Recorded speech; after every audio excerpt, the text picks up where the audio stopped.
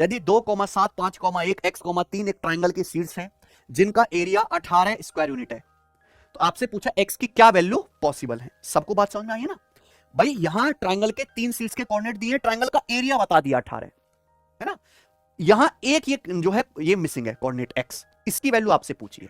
समझा ना बच्चों, बताइए कैसे करेंगे। या तो आप ऑप्शन से ले लेके चेक कर लो, ऑप्शन में वैल्यू रख के, जिस ऑप्शन से ट्राइंगल का एरिया 18 बनता हो वही क्या हो जाएगा बच्चों आंसर।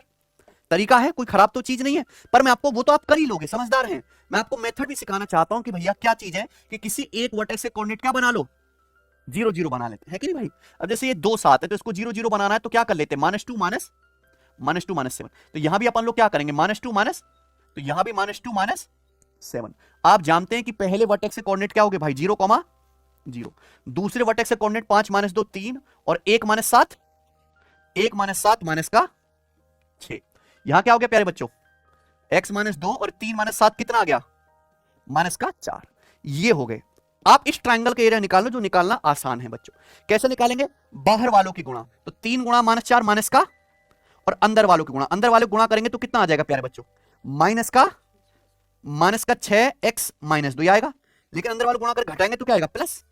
भाई अंदर वाले गुणा करेंगे तो -6 गुणा x -2 घटाएंगे तो क्या हो जाएगा, प्लस। प्लस हो गया। और इसका क्या करना है बच्चों आपको, आधा। इसका आधा करेंगे। जब मैं इसका आधा करूंगा तो आप ये बात जानते हैं कि 2 से ऊपर कट जाएगा बच्चों, है ना। 2 से आपका 12 ये कट गया कितनी बार, 6 बार, और ये 2 से 6 3 बार।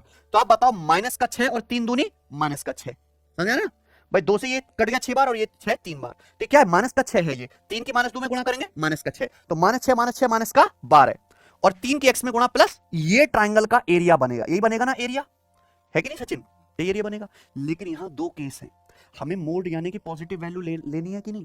यानी कि अंदर आपको क्या बोला, ट्राइंगल का एरिया 18, यानी कि ये जो अंदर वाली वैल्यू है ये +18 भी बन सकती है और -18 भी। इसलिए यहां पे x के क्या आएंगे, 2 आंसर आएंगे। सबको मेरी बात समझ में आ गई है। अगर मैं यहां अंदर ये वैल्यू कितनी बननी चाहिए प्यारे दोस्तों, 18 बननी चाहिए। अब यहां से 2 केस पॉसिबल है। पहला केस कि अगर मैं पॉजिटिव वैल्यू -12 + 3x की पॉजिटिव वैल्यू 18 बनती है तो x का मान क्या आएगा, 18 + 12 30/3 10। x का मान एक तो 10 आएगा, तो -10 वाले ऑप्शन खत्म।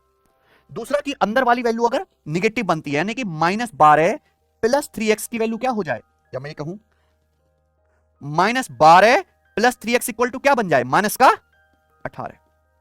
अंदर वाली वैल्यू क्या बन जाए, -18। तो भी तो मोड लेके पॉजिटिव रहेगा, तो ये क्या आ जाएगा, -12 उधर चला गया माइनस का, तो 3x - 6x की वैल्यू क्या बन गई, -2 बन गई। तो x का मान -2 आएगा। 10 और -2 दो वैल्यू पॉसिबल है, क्या आंसर होगा, समझ गए ना, कोई दिक्कत।